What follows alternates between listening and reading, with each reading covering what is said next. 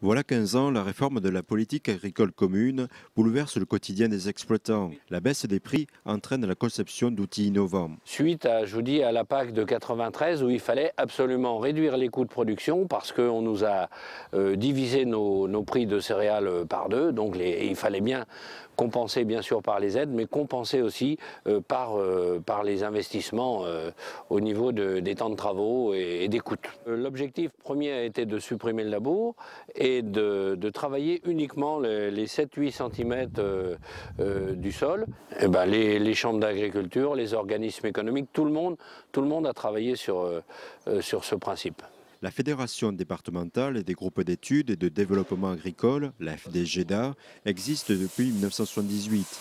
Elle regroupe environ 800 agriculteurs au bois, expérimentation en plein champ, accompagnement de projets. Chaque adhérent profite des actions de développement menées par la FDGEDA. Le fait de travailler en groupement, on a réussi à augmenter la productivité, ce qui était demandé au sortir de la guerre. Les groupements ont bien sûr travaillé très fortement dans ce sens-là. Alors il y a eu augmentation de la productivité, il y a eu depuis quelques années, depuis la PAC, beaucoup de réflexions sur l'environnement, la qualité des produits, la traçabilité.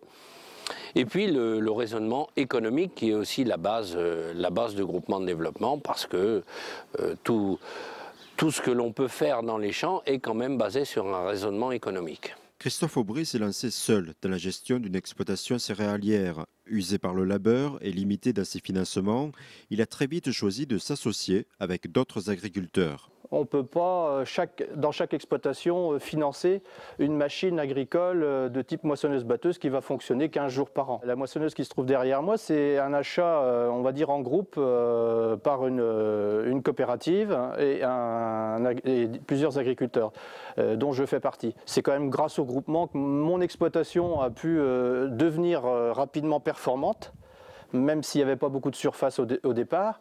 Et puis je dirais au fil des années, j'ai réussi à m'agrandir un petit peu. Et puis comme vous le voyez aujourd'hui, on est sur une exploitation qui fonctionne avec un parc matériel commun à plusieurs exploitations. Donc voilà un exemple tout à fait réel.